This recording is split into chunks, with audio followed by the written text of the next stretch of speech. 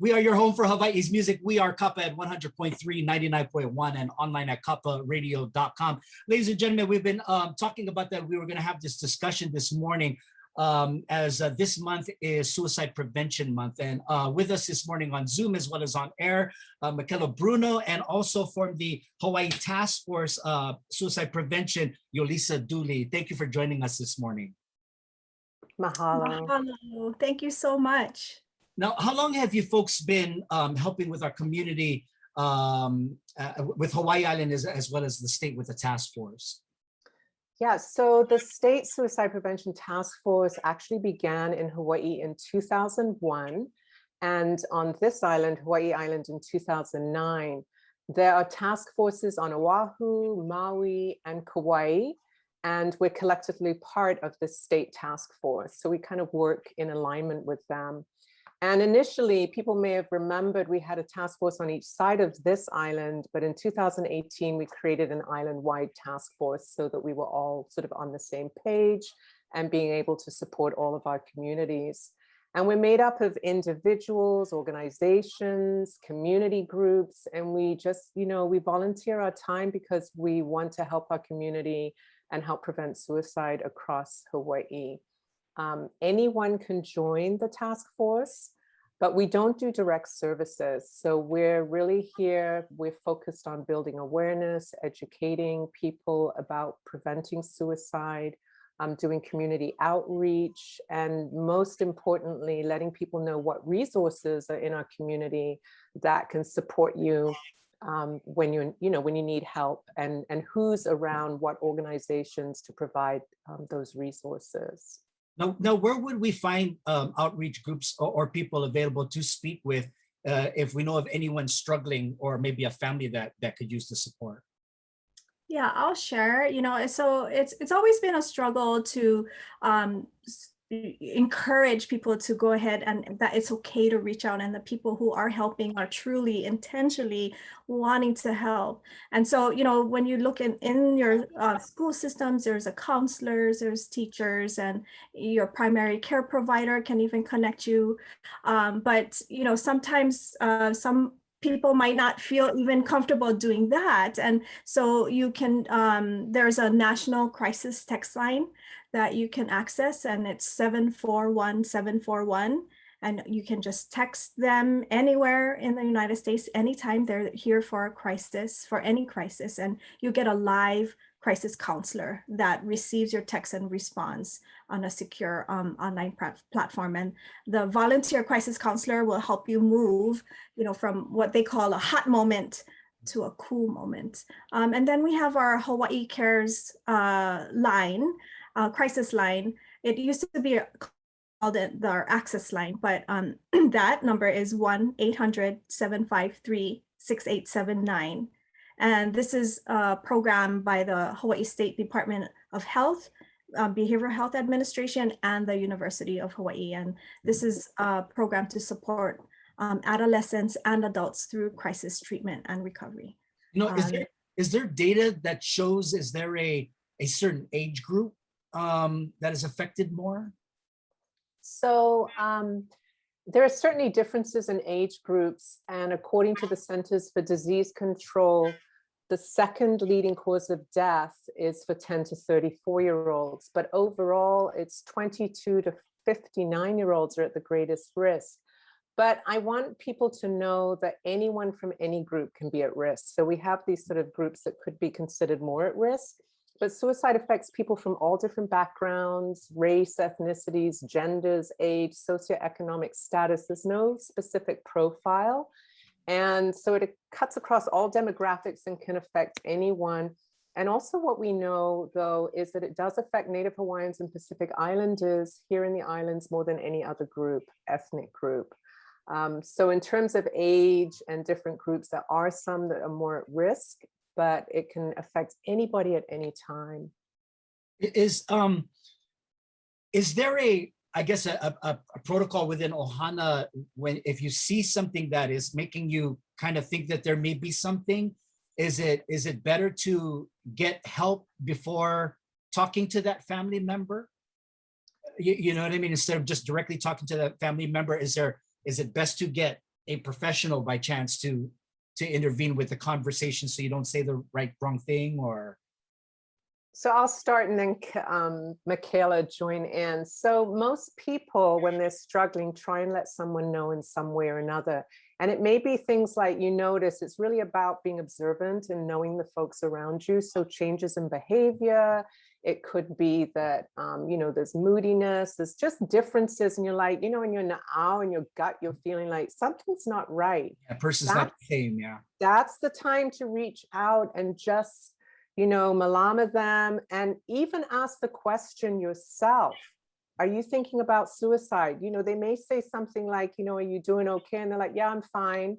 And then you can say, I'm concerned about you.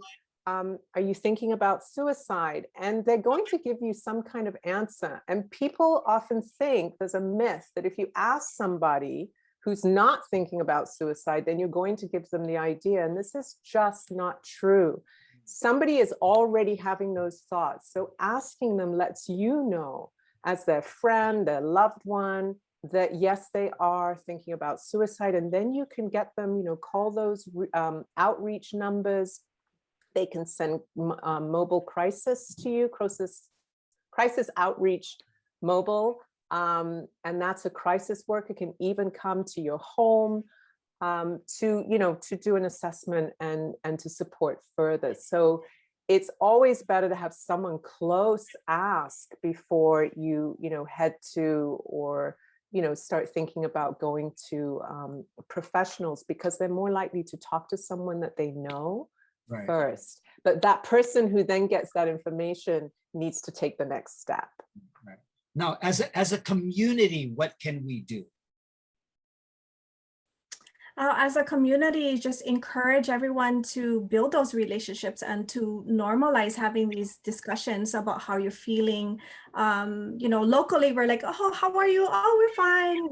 But you're really getting connected. Research has shown, when a child connects with one adult, that increases resiliency.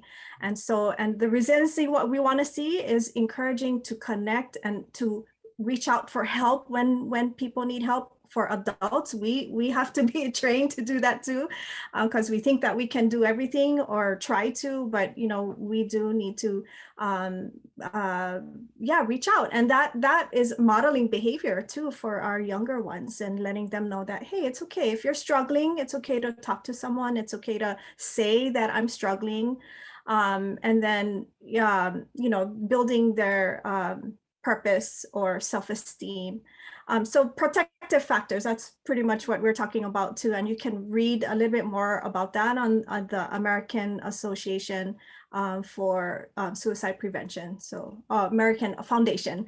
And some of them are cultural and religious beliefs that discourage, self-harm or suicidal behavior.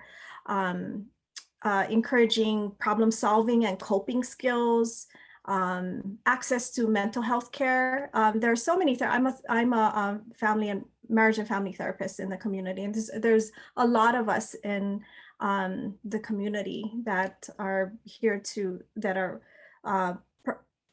prepared and will. I think one of the things people worry about is confidentiality and things like that, but it really is just connecting and then providing that avenue where somebody can feel supported.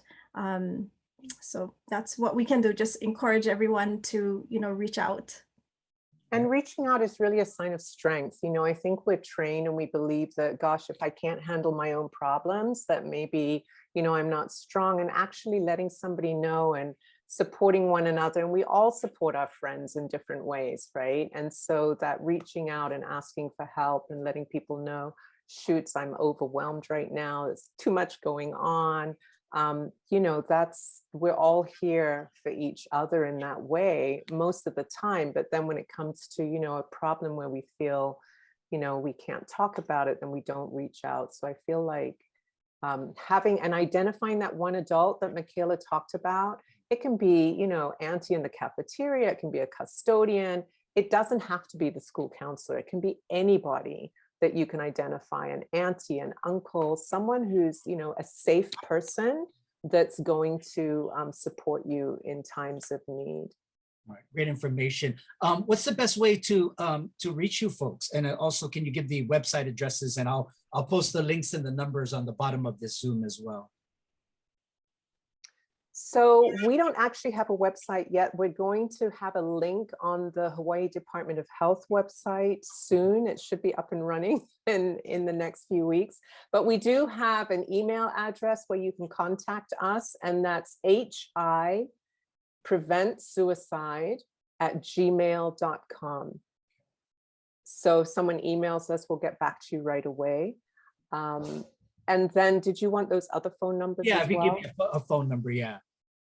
For the Suicide Prevention Lifeline, Yes. 1-800-273-8255. The Hawaii Cares, which used to be the crisis line of Hawaii, is 808-832-3100. And if folks want to find out more information for themselves, the American Foundation for Suicide Prevention, afsp.org/Hawaii. And then Hawaii has its own chapter, and there's information and events posted on that website. Thank you.